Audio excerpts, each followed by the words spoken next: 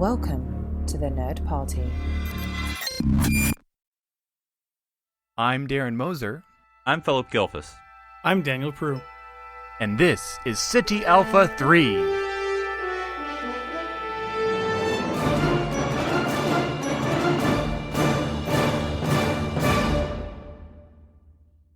Hello and welcome to SETI Alpha 3, a Star Trek podcast. I'm Daniel Prue, and joining me here, as always, are my two co-hosts. I've got, what do we got here? We got Derek, Devin. I don't know, what you're kind of all the same. We got Darren, Devin, and Phil. How are you guys doing? It is Philip. Phil works at the dilithium gas station. His name is embroidered on his shirt. I'm Philip, and that is completely different. There's also Philippa, and she is actually one of the works over at the big skyscraper in the next planet. She's a big businesswoman, right? And then there's a Felipe, who's also works in another different business building on a different planet. So, but we're not the same, Daniel. You all look the same. Is my point, I guess. And it's Darren J. Esquire the Third. I mean, you got to say it right. I mean. You know how much my business cards cost, Daniel? A lot, because that's a lot of characters. When you were younger, were you in a band called Wild Stallions? Let's just be excellent to each other and move past this. I get it now. I didn't get it at first, but I got it now. Takes me a second, but I'll get there. All right, guys, how are you? How's everything going good? Anything exciting going on? Darren's building a robot, but it's not a Star Trek robot. So I don't know. Have you considered maybe building an exocomp to go along with that your? Would be awesome. I should totally make an exocomp, and then sacrifice it, to make another robot. But well, like I know you're having I don't know, fun is one of the things on the spectrum, but you're enjoying the life of young children. Why don't you just skip a couple of those stages and just create LOL and just have a young 20 daughter. I'm worried about the state coming to take her away from us, so yeah. Not while I'm in command, Darren. Are you in command, Philip? No, it's Daniel this week. Oh. Yes, not this week. So calm yourself, Philippa. We'll get there. But yeah, I think making an exocomp out of foam, that would actually be a really fun auction. If I was going to Star Trek Las Vegas, I would totally make one and take it with me. But you could kind of convert your mouse droid into an exocomp. They're roughly the same size, right? That's why I was thinking it was possible. It's not curved. It's very a simple shape. It's kind of that hexagon egg, and then I could have fun, put a little magnet in the front so I could clip different tools in, a giant batleth or, an exocomp batleth. That'd be pretty funny. That's exactly what we did last time we talked about exocomps. But then you'd be creating life, and I don't know if I'm comfortable with that. These are just simple tools, Philip. I don't know where you're getting this life thing, but when you say not exocomp, when you say hexagon egg, that makes me think. I don't know. It just feels like that should be the punchline to a terrible geometry joke. But I don't know. I don't know how else to explain their shape, Daniel. It's okay. It's fine. No kill eye. Yeah, exactly. So guys, I wanted to take one of the criticisms that I hear a lot and also kind of have towards Star Trek. And kind of, yes, really. Don't read the comments, Daniel. That's the first step. Yeah, especially space comments, right? Space tube. Yeah, so I just wanted to talk about this. This is something that comes up quite a bit, and we're going to go through quite a few examples. But I wanted to talk about, and generally speaking, the first race that comes up when we're talking about this is the Klingons, is this idea of the monoculture, that we meet a species, and a lot of times in Star Trek, of course, these are stand-ins for aspects of humanity, for ill or better, that we kind of have to deal with and face and learn from. And which is good and nice, but it also doesn't make them compelling characters a lot of the time. So, of course, when the Klingons were first introduced, they were literally mustache-twirling villains and, just kind of jerks. And that was about it. Now, of course, over the years, we've developed them significantly more. But a lot of times, unless you're talking about very specific characters, Klingons are kind of the biker guys who wear leather and just like to beat people up. Space bikers, with their shoulder pads and their boots that literally become lethal weapons. Now, of course, like I said, this race has been a part of Star Trek since the beginning, but it is a common criticism, I think, about Klingons. Like, where we get that one episode of Deep Space Nine where we get a Klingon lawyer, and that was a huge breath of fresh air. But it's Star Trek 6. Worf's grandfather was a Klingon lawyer, and it's weird because he looks a lot like Worf. So I guess we're not going to talk about that. We're not going to talk about that. So that's a big introduction, basically, to talk about this idea that when Star Trek does do this. Do you guys feel like it does? And is it good, bad? Is it okay? And does it ever frustrate you, or how do you feel about it? So, like, again, just for an example here, Klingons. What do you guys think? Like, do you think that we obviously see the warrior cast constantly? You think we're missing out? Are you more interested in maybe what's going on behind the scenes? What would Klingon Hollywood look like? I don't. Probably more like Bollywood than Hollywood. Yeah, maybe. Well, it's interesting because I think, for the large part, yes, Klingons are monocultural, or even monolithic, or other mono roots. Monorail? No, that's not right. But it's not. What's that name? Monorail. But I think there's so many exceptions that it can be like, well, there was the Klingon scientist in TNG, or we get a lot of, and then Enterprise, we got Klingon scientist, and then we sort of get the sort of gambit and continuum of Klingons in TNG and Deep Space Nine, whether it's, I always forget, A Matter of Honor, which is very early TNG, but it shows sort of the softer side of Klingons, and one with daddy issues, and then even on Deep Space Nine, where Worf we see, through TNG and Deep Space Nine, Worf really isn't really a stereotypical Klingon at all. We see all these other ones who are, who laugh and drink and beat each other up. But given all that, the question is every Klingon a warrior? And if the answer has to be no, it has to be. In their hearts, they are. Right. But there has to be Klingon plumbers. There has to be something else there. Now, yes, the warrior spirit could be in everything you do, but everyone does not have a batleth or whatever. And then, of course, you see the role of women and all that. So, but yes. Do you think that Klingon plungers have sharp ends? Of course they do. Obviously, Dan. I don't think you really want to get involved in the Klingon sewage system at all. Okay, all right. Well, you brought up the plumbers. I didn't. I was just asking the question. Or maybe if they have curved handles, that are sharp and pointy. I don't know. Like everything they have, like whether it's umbrellas, just have like the curve, like a disruptor. Well, it's interesting because it makes you think of, like, in the Star Wars universe, there's... Oh, God! Well, in the Star Wars universe, there's, like, this whole culture of droids which do most of the menial tasks. So it would make more sense in that regard that you would have a planet where everyone's dedicated to, like either research or science or warrior or fighting. But for the Klingon culture, we don't see, like, who builds the ships, who develops who are the doctors, who are the poets, or is it like, is it like Roman society where everybody's a fighter, but they also have their, like, B job that they do, but everyone's conscripted, into the Imperial Army at the same time? I don't know. Well, it's interesting because, and I don't know whether you're joking or being serious, but there has to be Klingon poets because all these songs do get written by someone about the great deeds. It's true. Who makes all the memorials? There has to be a Klingon sculptor. You brought up, I don't want to belabor this point, Darren, but you brought up Star Wars. Star Wars has their own version of this. Calm down, with Philip. It's okay.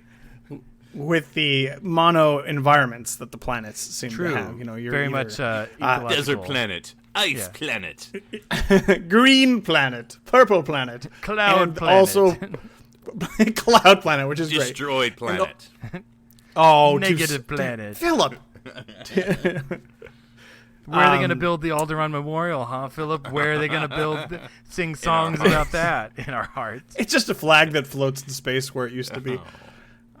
Oh, that's sad. That's sad. Anyways, yeah, no, and like I said, Star Trek has had 50 years to play with Klingons. They still do have this kind of reputation of all being warriors, but we have seen, we dealt with Worf for 7 years. Dealt with Worf. That's terrible. We had Worf as a character, and he was never ever seen after Generations. Oh my God, not even 7 years. That's right, like 10 years. Yes. Plus the movies, Klingon, obviously, even though she was only half Klingon. Oh my God, B'Elanna. Thank you. Wow, that's kind of racist. Klingon lady. It's not like I go around calling someone Mr. Vulcan the whole. Oh God, that happened. Robot lady. Rat. Mouse. Light fraction boy. Anyways, so we do have these character studies, and people like Gorgon, people like Martog, where we do get these interesting Klingons that do. I mean, I guess he's kind of the traditional, but he's got personality, and he seems to have. Anyways, Gowron and Martok. Yes, okay. You had some interesting pronunciations there. I just wanted to. I said Martog. I didn't say Gowron. No, I was saying Gorgon from Star Trek 6, who I was thinking. Don't let the dream die. Yeah, he was more of a thinker, more of a less of a Shakespeare reference, quick to the blade. Yeah. Anyways, so Star Trek generally portrays Klingons in this one way, but we do get little glimpses of the other side of the culture. I'm interested too, now that we're going back to Klingons as a villain in Discovery, or shipmates. Who knows? Yeah. Well, they have kings, they have shipmates, they have everything. Apparently, I don't know. So, do we want to see? So Star Trek: The Next Generation had the later Alexander arc, where basically he was mocked and ridiculed, rightly so, because he's Alexander, but also just because he didn't want to be a warrior. And do we want to see more Klingons to flesh out the kind of species? Are we at all interested in that, or do we just want to see them shoot at us and at each other, I guess? I want to see my Klingons fleshed out. I would like to see, just like any characters in Star Trek, I want to see a well-developed character, and not that I need a parade of Klingons coming through in this 13-episode series where every single episode I get a new type of Klingon so I can understand their entire culture. This isn't a Klingon show, but we hope that we know of. But I'm totally fine with there being reoccurring Klingons that are really well written in the more modern sensibility of how television is made, and just really, not that we need like super specific, plumber Klingons, but if we had a warrior cast and maybe one other, group, or we just, I'm fine with them building that world more. I mean, everyone loves the Klingons, at least in some regard. Now I just want to play Star Trek Online as a Klingon, and then when it asks you at the beginning, do you want to be the tactician or the engineer? I want the plumber option. And So, and to bring it back to Philip's favorite subject, back in the day when I used to play Star Wars Galaxies, where you could be given any role, and there were a lot of non-combat roles. I remember people would be essentially what were bards, entertainers that would sing and dance at the cantinas and stuff like that. Well, we already mentioned they like to sing, and they like to sing of their tales of conquest and all this stuff. So anyways, I'm thinking now in Star Trek Online they should do the same thing. You literally could select Klingon plumber. That would be pretty awesome. So look for that in the future, because if it's not there, I don't know why you'd even play that game. Well, it's interesting because if Klingons are on, and this is probably me not thinking very creatively, if there's Klingons on a starship or whatever they call them, warbirds or whatever, presumably they're warriors. It's not like there's going to be a plumber. We can really think of another example. On the, what I'm saying? So how much of a continuum can it be? Now, I mean, theoretically you could, because there's a doctor, there's an engineer, there's everything else you would have on a starship, but presumably there's going to be the Klingon shooting weapons, or the one in the center seat who's a captain who wants to shoot weapons.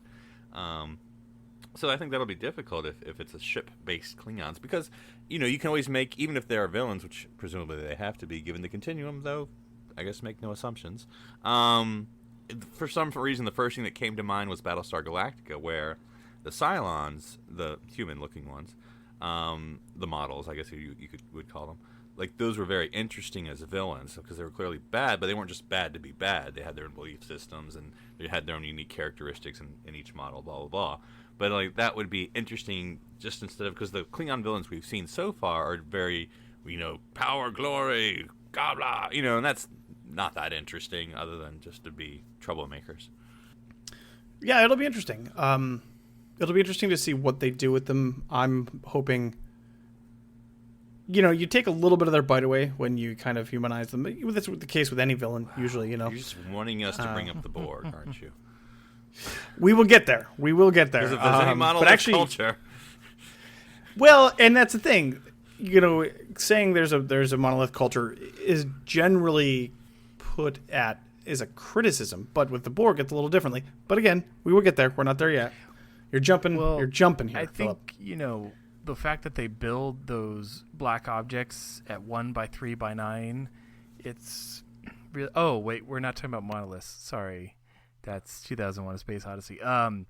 But yeah, no, I think so. When you proposed this topic, Daniel, I honestly didn't know what this word meant, so I had to look it up, and it said, you know, monolithic culture was a culture that kind of insulated itself from outside, and you know, basically it's like everyone talks the same, acts the same, like it's not very deep. And I was trying to think of other species besides, you know, like the Klingons. We get a lot of that, but it kind of made me think of is it Angel One, where they're all kind of very, The women? Yeah, the women planet. Which well, there are men. We don't mean to call it that, listeners, but like, you know what we mean. I didn't. But, yes. But it was it was interesting because they were trying to present, you know, it's this. Oh, look, the women are in power. Like, oh, how can everything work? It's like, well, yeah, of course it can. That's not the point of the episode. But in that episode, it was interesting how, you know, they didn't, in a monolithic way, they didn't want the men, quote unquote, or the survivors of the crash to be in their society because they didn't want outside sources affecting it. And that's really what monolithic culture means, is we're closing our borders. We don't want to accept people that are going to alter how we feel the status quo is. And in that regard, you know, they're in the fact that in Star Trek there's so many cultures, and, you know, the Ferengi and the you know, the Bajorans, like everyone, because I think in Star Trek as a whole, you know, characters represent different facets of humanity because we're the best. I'm a little biased, but it's interesting how Human, that kind of just, if you could only hear yourself. Even the word itself is offensive. I'm sorry, Philip. Well, you know, that is exactly where we were going next with this. I think the second biggest example of this would be the Ferengi to me. Kind of they're all so fixated on this one thing. They're all so Umox? It's yes, Umox. Public Umox too, which is kind of gross and weird, but like, it's like, dude, you're at work. I mean, obviously he doesn't have a problem with that, but you're behind the bar in front of everybody. Anyways, they're the biggest example I can think of besides the Klingons where this is, you know, and they try their best to kind of give the Ferengi a little bit of depth, but it's never really that much. It's just everybody wants money all the time, and that's it. You know, there's nothing else to the Ferengi, and which is better than what we got in the beginning when it was just monkey noises and laser whips. But it still feels a little. It's so easy. You know what I mean? It's so easy to do that. There are other races that we'll talk about later on that don't suffer from this. I feel like if there was a chapter of a Star Trek book that had that as the heading, I would want to read it, and then I would be disappointed. Monkey noises and laser whips. It's first season Ferengi. Yeah. At first, you'd be kind of interested, like, oh, what's this about? And then no. Well, it's interesting what Darren mentioned, that presumably we're talking more about the cultures being represented, unfortunately, as monolithic, but then Darren's that cultures that in and of themselves are, in another phrasing, xenophobic to a certain extent, because that's we get a lot of that in Star Trek. Oh, this race we've encountered is xenophobic, and they don't, blah blah blah blah. Like Masterpiece Society, right? Well, yeah, like every other one, really, especially in TNG. But I think it's curious that a lot of the characters that the writers will tend to go to are of mixed parentage. And so, since we're talking about the Ferengi, I don't think we ever saw and I don't know if mixed is an appropriate word or not, but I don't know the right word to use. So, but we ever saw a mixed Ferengi, a Ferengi of mixed parentage. No. Right. And so I think what we'll often find fascinating is after we've established monolithic culture, all Ferengi are like this, then we'll be like, but here's Rom. He's not like that. He's interesting. Or here's Nog. He's not all bad. He's interesting. And that. So therefore, the counterexample makes that interesting. But of course, they're the, they're unusual. And that's what makes them interesting. Yeah, I mean, Nog is a good example. Obviously, they do a little pushback with Nog. He is in everything but actuality, like actual biology. He seems like he's more of a child of the multiculturalism that's on Deep Space Nine, and he even though his parents aren't alien, he certainly grows up with an alien lifestyle with alien values, and that's kind of a point of contention early on in Deep Space Nine. And then you kind of have essentially that same path for that character, and he is a good example. The problem is everybody else is exactly that one way, I think the thing about the Ferengi, and I'm value neutral, they're not my favorite, but I'm not going to here to condemn them for just being a horrible thing. Because when I see a Deep Space Nine Ferengi episode, I get ready to roll my eyes, but I'll say a third of the time it's like, oh no, this actually turned out to be really good. No, that means 2/3 of the time it's not, but nevertheless, I'll take the third quality. That's not a terrible batting average. Because 300 is actually a very good batting average. But anyway, see, I know sports. But sports ball. Come on, Philip. I know. We can't talk Star Wars, but we can talk about baseball. I mean, I guess it's appropriate for this conversation. Nine, yeah, the Astros. I mean, that's a team, right? Right. Still, it's also a dog, I think, right? Only more than one of them. But water polo. We can talk about water polo till the cows come. Oh, wait. Yeah. But I think with the Ferengi, the thing is that they're mostly comic relief. And so I think the challenge is find me either a regular Ferengi character that we know being serious, which happens sometimes, or a serious Ferengi character who's not treated as solely comic relief, someone who we can take seriously. And I think that's Nog. I think for often, I don't think sometimes, but rarely is Nog used for comic relief. There are times, but rarely. He's a serious character, and so I think that's more interesting for a Ferengi character. Don't just him the one prophet and jumping over himself and making loud noises when he's scared, and show me a serious Ferengi. Even one that would be prophet, like of regular Ferengi values, but who's maybe more devious and serious. But the only person I can think of is Moogie, who obviously. But then, she's such a. But even it's a comic actress, so she's. Yeah, but even her motivation is still profit based. She's also socially motivated as well, but it basically just to level the playing field though. So she can also make, she's that's kind of an interesting thing that they try to do there. I feel like it falls flat more than it succeeds. But on the whole, like the planet and everything about it is so focused on money. I get it. It's why they're doing it. It's a reflection of some Western values, but it's hard to take it completely seriously when, like you mentioned, Philip, it's wrapped in silliness most of the time. Right. It would be like saying humans only care about science or something. Well, no, I mean... Yeah, well, that's the thing, because we actually have, multiculturalism. So it's even in Star Trek, the way that we are represented. I guess you could say something like science, but even that doesn't seem fair. It seems like we're varied. We are all interesting and have our own motivations, and have our backstories and stuff. And I know this is dangerous territory, but I'm going to dip my toe in it. I'm not a scientist or a biologist or anthropologist or I don't know. Of course, these are aliens, so it's made up. We don't know how aliens would actually evolve, and so we only have human beings to pick on.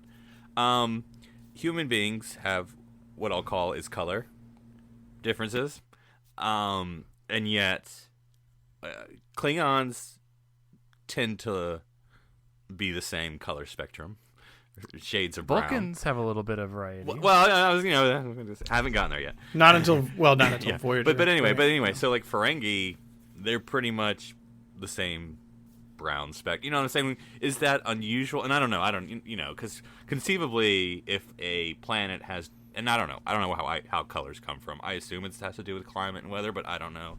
But presumably, you don't have a monolithic climate. I assume that's probably one reason. Well, if Ferenginar is a whole, just everything's just swampy all the time, it makes sense. They all look like copper frogs or whatever. And I don't again, I'm so liberal science or social science, but I don't even know if that is real. Could a planet just have one climate? If I'm using that word correctly. Well, it depends. Yeah, I'm fairly certain. Other than, depending on the climate, I don't know. It seems kind of outlandish that it would be entirely the same all the way around the planet. The whole of Ferengi is just Seattle, is what I am led to understand. Yeah, exactly. That seems very unlikely to me. There would have to be some temperature differences depending on how it's facing the star. Whatever, we're not scientists here, but either way, there is actually one example I can think of, Philip, of what you're talking about, and that's the difference between the regular blue guys, who I can't think of, Andorians, and the Enar. Right? Yeah. That is very interesting because, of course, we don't really get a lot of Andorians. I'm not saying anything new that people know Star Trek. We don't get a lot of Andorians. I think that's one of those teased species where maybe people always wanted more, but we only got 2 or maybe 3. I think there were 2 showings maybe, and one was a fake Andorian in TOS, and then maybe some backgrounds in the movie. So then we got this weird looking one in TNG, and then nothing at all until Enterprise, and then we went crazy. But then I thought that again that here's a species of Andorians or subspecies. I don't know what the technical term would be, but anyway. But they live in the really, really cold. They're white. We're blue. Da-da-da. Yeah, makes sense. What do you think, Ferengi, Darren? Yeah, do you buy our discussion? Oh, I see. I really want to get into the Divine Treasury, guys. You don't even know, but I can't make those payments. The Ferengi, I feel they kind of get a good treatment, kind of like Klingons, where they get a lot of. Technically, the times we see the Ferengi society, it's going through sweeping change. So, they're from the rules of acquisition shifting to the power situation to, they're kind of entering this whole new era. But actually, I wouldn't. I know this isn't the Discovery show, but I wouldn't mind seeing Ferengi in Discovery times, pre, TOS era Ferengi. I think I'll just go back to my. Do you not remember the first episode of them in Enterprise TNG? Okay, but I'm saying before that, maybe they slumped. It was okay, and then they went to furs and whips, and then back to an industrialized society. I just mean we're not supposed to have run into them at that point. Yeah, I think Enterprise taught us that we don't care about that. Well, that's different. About everything? No, I'm kidding. I know. That's actually not as egregious of a timeline infraction that people make it out to be. It's not. All the crew's incapacitated. They couldn't make scans for whatever reason. And then there were just these people they ran into. They ran into new people all the time. And then, I don't know. It's not that big of a deal to me. It's whatever. It's fine. Anyways, I'm sorry. I didn't mean to interrupt you, Darren. But I think, I'm hoping, again, I know we're not talking about Discovery. Gosh, I keep coming back to it. But Go ahead. I hope we get some more races, some new races. There should be a whole new race that we get that starts to become extremely developed. Because think of, the denobulins of Discovery. Yeah, exactly. That would be awesome. You have one character that's well written that becomes a fan favorite and really establishes a new species. Harry Mudd? No, not Harry Mudd. Gosh, Daniel, jeez, just no. So, Do you run with as scissors of recording, too, Daniel? I mean, gosh. As of recording, we just found out pretty recently, a few days ago, maybe about a week ago, Harry Mudd is set to appear in Discovery By Schrute. played by Dwight Schrute, Rainn Wilson. So that's going to be interesting, and that's all I'm going to say because there seems to be a lot of contention about it. But maybe at some point we'll just talk about Harry Mudd. We'll have an episode about Harry Mudd. Talking about the Ferengi, and Darren, you mentioned we see the Ferengi going through social change, especially the role of women, but the role of everything else, I suppose. And of course, that makes them interesting. And you could argue even Klingons. We see the Klingon Civil War. We see Martok rising up in power against Scalron, and the TNG Klingons are more kind of not a defeated, but they're sort of in their old Empire days of remembering past glories, and then we sort of see in later TNG and then DS9 more like, hey, let's go back to more fighting and killing each other. And so that's interesting, right? Whatever, social development. But then let's go to humans. Like, what social development do we ever see in the human? You know what I mean? It's not like we see any social change going on because we're good, right? There's nothing to do here. Well, we make everything better. Right, yeah, exactly. So yeah. Every other race is interesting when they're not being themselves except us. Yeah, that's a good point. Yeah, I mean that's the whole conceit of the show, though, right? Is that we've learned from our mistakes, and not that we've achieved perfection in any way, but we are certainly headed in the right direction, and are at least cognizant enough to learn as we go, I guess. But this conversation was already mentioned once, and we're going to bring it up here. This is actually going to be in a slightly different context, but we're going to talk about the Borg. We're talking about the Ferengi and Klingons and some other examples of this monoculture and why it can be a negative thing. But here it's not, because it's the whole point. This is a society which completely destroys individuality, and that's what makes them scary. That's what makes them interesting. And they only have one culture because they're all one thing. They're just one giant collective, and it's what makes them the Borg. So it's a little bit of a different situation. It's not like we would expect. It's not like we would expect sects of the Borg to go off and do their own thing, but even though they end up doing that sometimes, which is really frustrating. See Lores, Borgs, as well as anything from later Voyager. Look, they where are not all these affiliated with people him. show up. Okay, they have their own swag. Yeah, I know what you mean. Well, no, yeah. Though on the color spectrum issue, you do have your super white Borg, and then you have your more every species color Borg. So I think, are those the same ones? Or I don't know.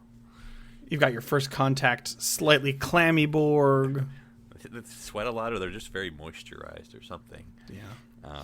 Well, no, I think to me that's the ultimate threat of the Borg, and maybe I'm just restating what you said, Dan, but that's the whole thing, that you lose everything to become one. And we talked about perfection. There is a species claiming, or species, I don't know, claiming to want perfection by adding everyone's biological distinctiveness to their own.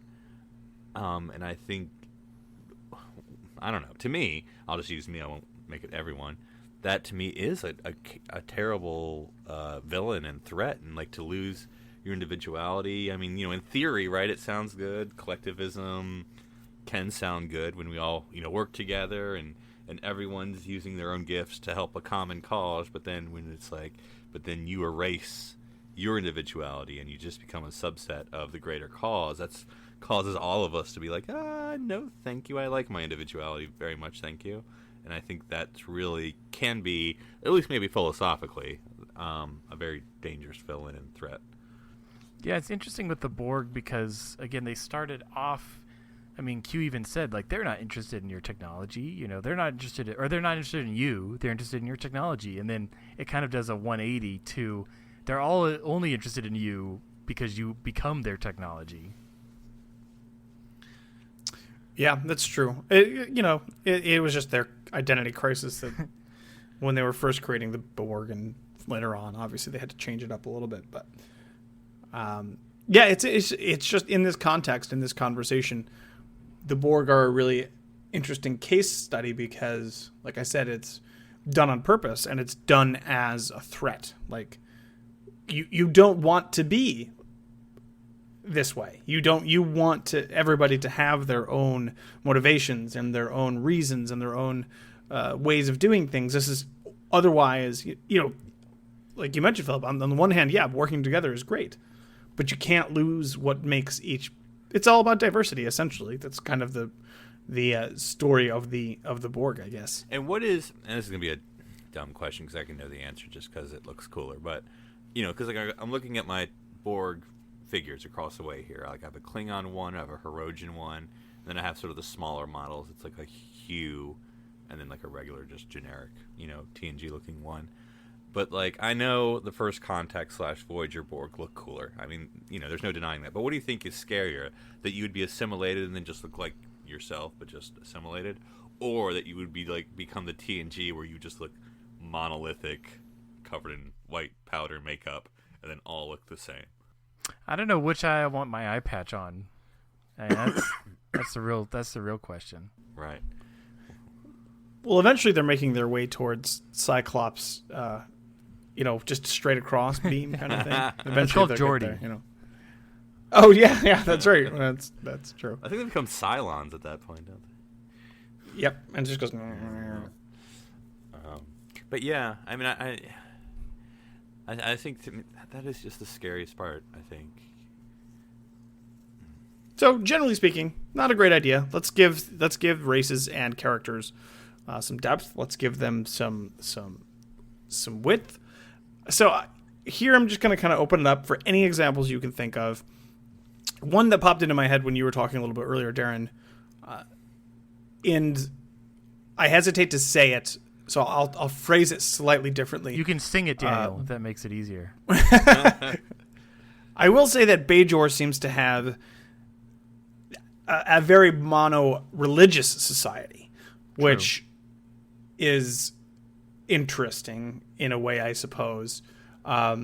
We get enough Bajoran characters with their own kind of thing going on that I hesitate to say the whole society is, but it seems to be that there are like two sects of their religion. It's like either you are mainstream, whatever it is, Bajoran Knight, or I don't even know what their religion is called. Or Reformed Orthodox Bajoran. No. Whatever it is, or you're extreme terrorist crazy person. There doesn't seem to be any sort of room. There are different spiritual beliefs that are kind of put forth, but it just seems to be very, very generally rigid. Every single Bajoran you're going to meet is going to wear the earring and blah, blah, blah, blah, blah, because essentially their culture and their religion is so tightly integrated. Yeah. And that's just what popped into my head. I'm not even really criticizing it for that much. I'm just trying to give an example. Do you guys have anything else, or do you have anything on that you want to contribute?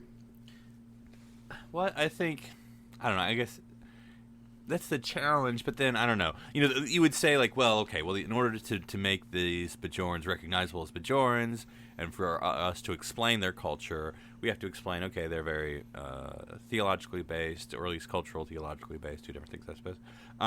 Species, and this is why, blah, blah. So then oh, hey, there's a Bajoran because there's a thing. But of course, that's an easy cop-out. You can make a species crazy diverse. You could even say that there's more than one that maybe as a species, and because I don't know how, because I don't care, not because I don't care about the characters, but it's just not something I pay attention to. I don't know how big Bajor is, so like I don't know what kind of its population we're talking about. Obviously, slightly less after the occupation, but like I don't know how big of a people we're talking about. So like, is it Earth where it's like billions of people, and then really there's no excuse? That's a good question. I'm not really sure if that's ever stated. I mean, it may very well be also stated in. I know they do have different planets. Like there's Bajor, there's a bunch of planets in the Bajor system, and like there's colonies or whatever, settlements or whatever. But in other words, would it have been interesting to say that it's a religious planet, but not necessarily the same religion? That just as on Earth we have lots of religions. That's an actual number. But maybe that they're all. That's just the thing. Don't they that list comes them up. all in Babylon 5? Just go back to that episode. Exactly. But like you could have, there's the prophets, and there's these, and there's that, and there's and then like you would recognize they would maybe have different symbols and different. Some have earrings, some have this, some have that. So maybe you can recognize the Bajoran, but it's like so the there's a Bajoran church on the station. Like imagine if there was the Earth Church. The Earth Church on like the International Space Station, like oh my goodness, the fighting, like the ridiculousness that would come out of like what church would be represented. Like you could never even represent, any significant amount of people with that. That's way too specific, Right. So anyway, like even if you want to, and I know this is a longer discussion on the specific topic, but even if it's a prophet temple, I don't know if that's the actual what you call the religion, but if like that's the prophet temple of Bajor, okay, so it's not the whole planet, but it's the prophet religion, or okay, yeah, like there'd be like a Christian church. What does that mean? Okay, like there's a million, denominations, yeah, exactly. like so like just anyone can come like, well, they go in there like that's not how we do it. We prefer to be this way, or we have our, whatever, so that to me doesn't make sense either, or at least it would have been interesting. And we got a little bit, like just a little bit, but not a lot of like the denominations of, whatever. So like, we're just there's one Vedic, or not that one Vedic, excuse me.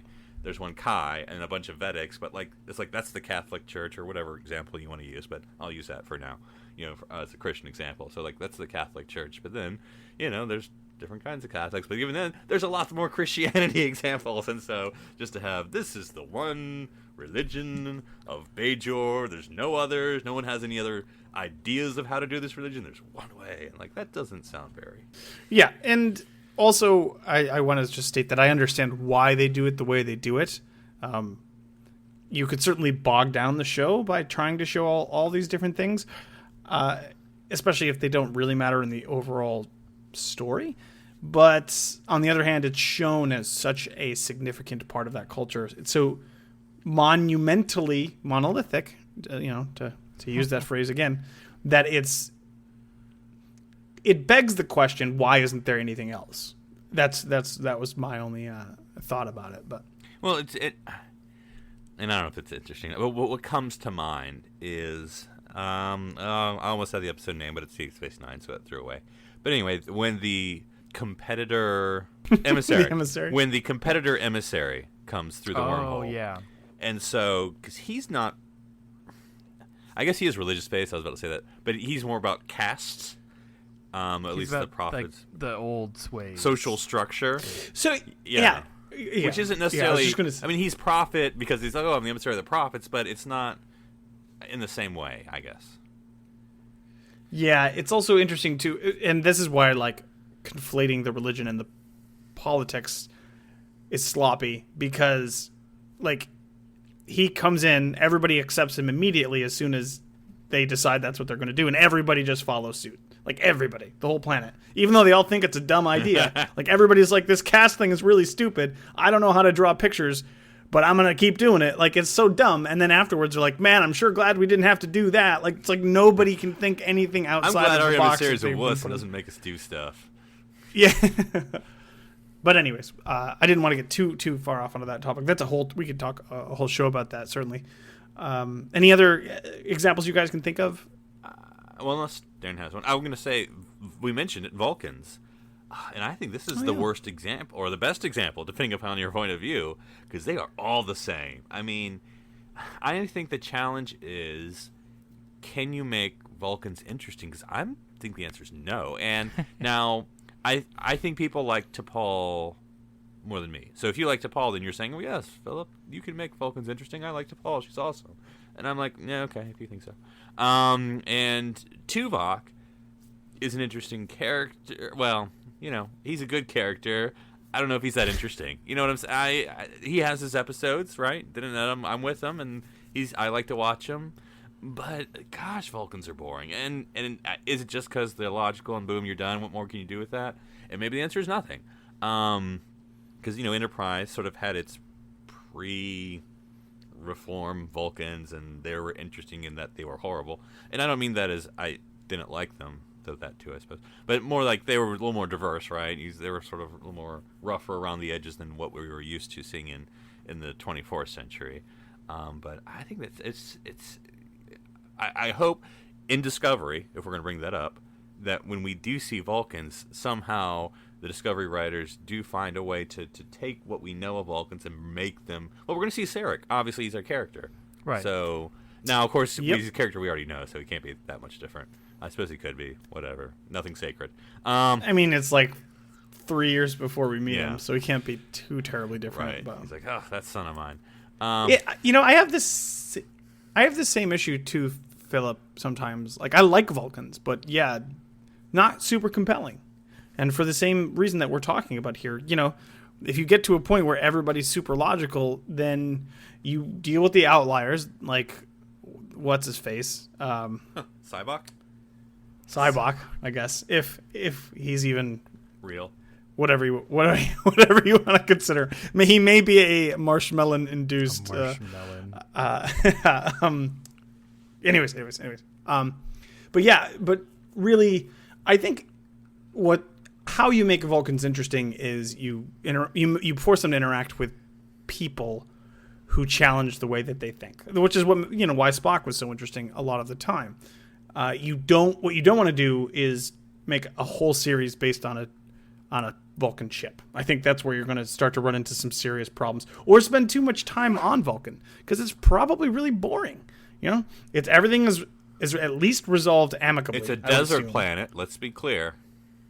It is kind of a deserty planet, yeah, certain. It's a more sculptured Tatooine. Well, it depends on what universe you're in. If you're in the JJ verse, it's more of an Alderaani planet. Okay. If you know what I mean. No, we don't. We never got there. I mean, we were on our way, and then exploded. And then it exploded. Actually, it didn't really explode. It imploded. It collapsed in on itself. Yeah. Anyways, I'm with you, Philip, on the Vulcans, because it's a very good example of this, and I don't know how you get around it with Vulcans, because it's tough. It's a tough thing. I think it's interesting, and this is going in deep. Go with me, folks.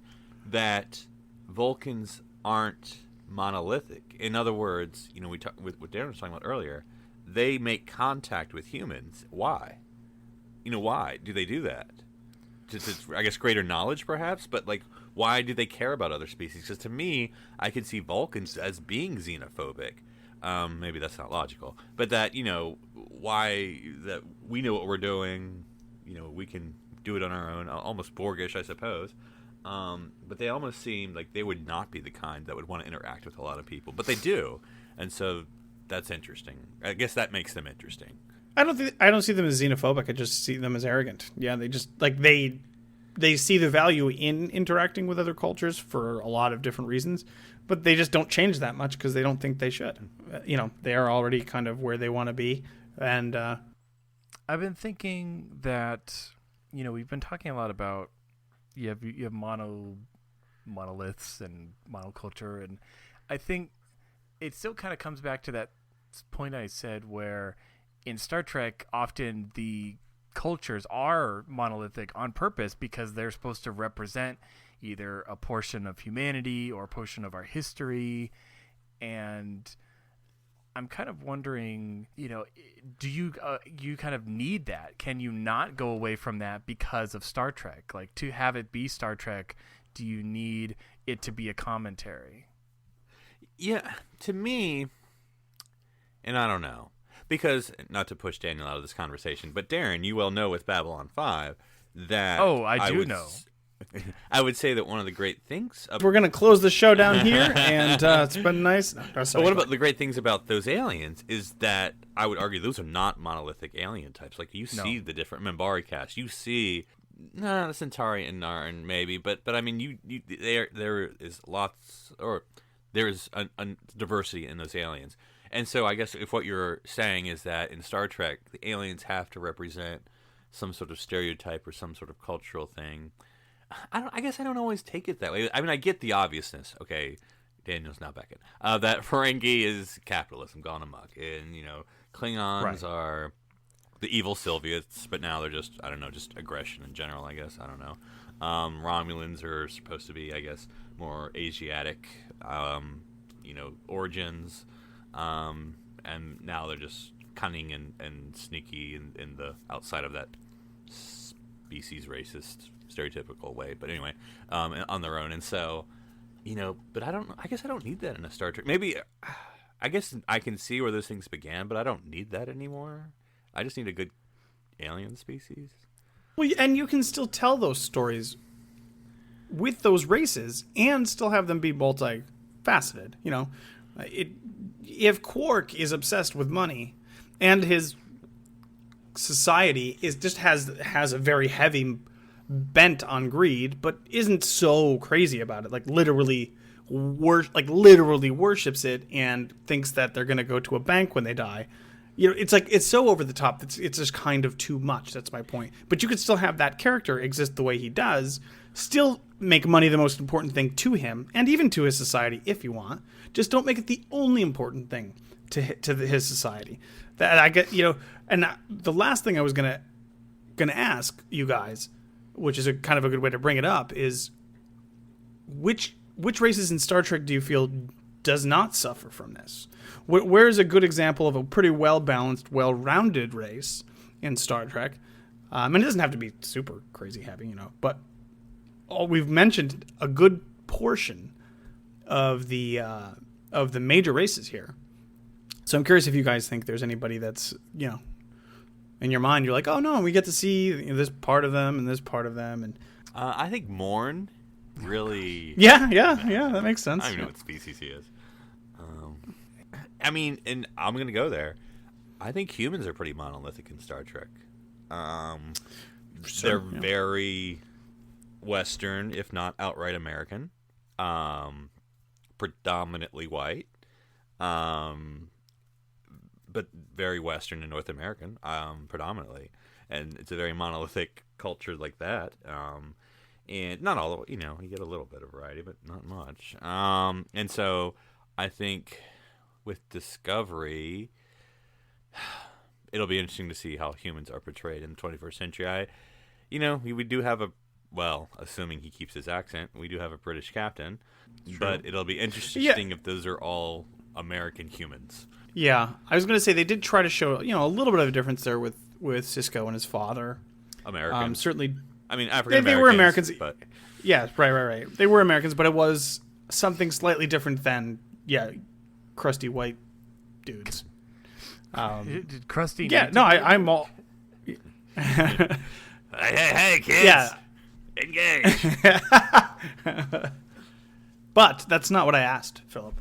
I didn't ask you what you thought about the humans. I want to know what you guys think is a good, well-rounded Star Trek race. You know who we haven't talked about? The Cardassians. Oh, yeah, I think they're all pretty evil Nazis. Yeah, the thing is, that's the problem with the Cardassians. They have the potential to be. They're just, I don't know.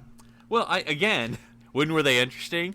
Social Revolution, when you had Dumar, who everyone hated, and suddenly he's a good character now. You're like, really? I remember what he did. I believe he killed Ziol. But we're just going to change this character. But he did it for loyalty. Yeah, apparently. For Cardassia, and again, even I was going to say the counterexample is not Garrick. Garrick is not a counterexample of Cardassian. He's a interesting aspect of Cardassians. I don't think he's... Well, and he tried, and essentially what happens at the end is changing Cardassia to be a little bit more like him. Right. The founders are pretty monolithic. Even the ships all have saucers. Even the ships aren't that diverse. Well, so there's obviously there is a push and kind of a hope here that Discovery is going to do things a little bit differently in this arena. That we're going to see some types of characters that we haven't gotten to see before, right. Which is exciting and interesting, and we'll see how that goes.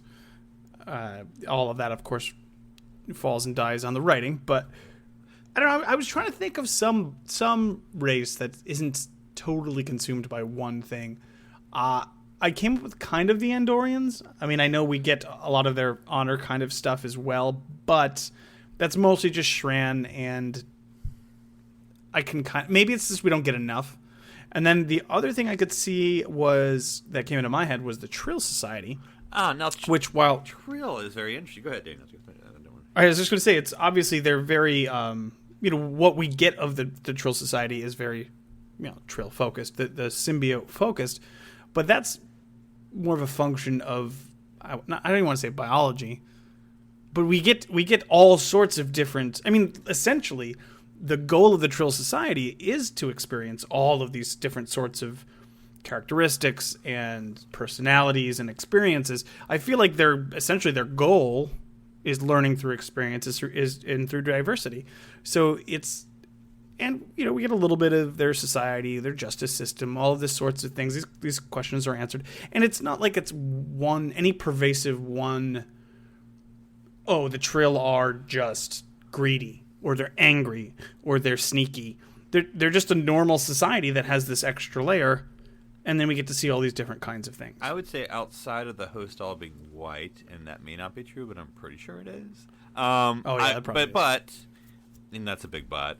I agree with you, Daniel. I think the Trill are, because I don't necessarily we get a lot of them, but I mean the potential is there, because when you're dealing with like multi-centuries old beings, by virtue of experience of them being men and women and husbands and wives and all the same character, that's a very diverse character. I think the Trill have the potential to be what we're trying to strive for here. Yeah, we don't get to see too much of it. And the only other thing that popped in my head too were the Beta Zeds. Only because aren't they all sensual? Well, I think that's a byproduct of. I don't think they're all sensual. I mean, I wouldn't call Suitor sensual. I was trying to do the Tom Paris. Oh yeah. Everything that we learn, and again, this admittedly is very small. It's a race that we don't learn too terribly much about, and most of it through Luoxana. So take it for what it's worth. But it's just a society that has this layer that humans don't have and other races don't have, but they're not consumed by everything is all encompassing one thing kind of thing. So it's another society that I just some examples off the top of my head. Well, okay, here I got one. Because it's not my favorite example, but I was thinking about it. The Zindi. Oh, sure. Yeah, absolutely. I mean, that's... Go ahead. No. Go ahead. And again, this is where my science and biology and whatever, like, could you have multiple species come from the same planet? I don't know. But we're just going to say yes and go with it. But anyway, so there's a bunch of Zindi. They're all Zindi, I guess. But they're just so different. Now, of course, they're monolithic in diversity inside of their own system. Yeah. But it is an interesting concept. The idea that not one or two, but 5 different species evolved on the same planet. 6. Well, we don't talk about the 6th one, but too soon. The poor avians, those poor avians. But it is actually an interesting. Yeah, it is. That's not a bad example. Like you mentioned, obviously within those species, there's not much stretching or going on, but at least we get to see 5 different aspects of that culture. So that is a pretty good point. So we talked there for a bit about some stuff, and there were plumbing jokes aplenty. I'm just hoping for more in Discovery, a little more depth, a little more characterization, maybe a little more reality, and the kind of not just one-sided of these alien races. But we'll see how it goes, and we will watch. Maybe they'll really give Harry Mudd that sad personal backstory. No. And I'm poking the bear. I'm kidding, everybody. I'm just teasing. Hey, Philip, what are we going to talk about next week? Well, next week, speaking of monolithic cultures, there's a monolithic culture practice in most of the world, and it's called marriage. And since I will be participating in this rite in about a week and a half, we're going to be talking about Star Trek weddings, not only weddings that take place in Star Trek, but also Star Trek aspects in real-life weddings.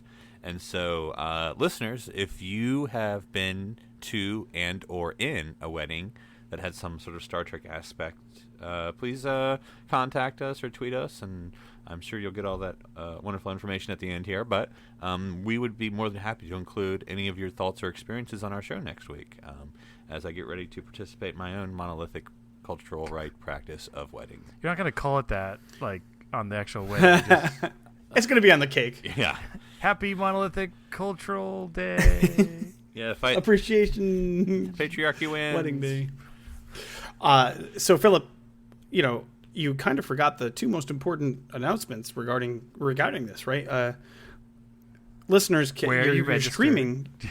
You're streaming your wedding live, and the second thing is you're doing a traditional Beta Z wedding. Isn't that correct? Or Which I think is why you and Darren decided not to come, because you all haven't been to the gym lately. Man, calling us out like that. No. Anyways, so guys, if people wanted to get in touch with you, Darren, how would they say, Darren, what the heck, man? What the heck about what? I mean, every point I made is backed up by science in Star Trek. By science. How come all the Sith are alike? They all dress in black, man. What's going on? This is a Star Trek podcast. I don't know what you're talking about. Yeah, that's not what happened in the beginning. But you won't let that go, Philip. Okay. Well, if someone wanted to talk to me about all of science fiction, like sci-fi, as it were, they could find me on Twitter under username Dr. Sci-Fi, DrSciFi, or my website, drsci-fi.com. And Philip, if people wanted to apply for your opening for the Mr. Home position at your wedding, how would they get a hold of you? Well, they can reach me when I'm not taking a moment of visiting the Earth Temple. They can find me on Twitter at NC Public Servant. And if people want to get a hold of me, they can find me on Twitter at OneUpDan. That is the number one, as in there is only one thing we care about here, and that is Star Trek. And yet, Star Wars keeps getting mentioned. Hey, you had a whole segment on Babylon 5. I don't want to hear about it. I'm Daniel Prue. I'm Philip Gilfus. I'm Darren Moser. Stranded here on SETI Alpha 3.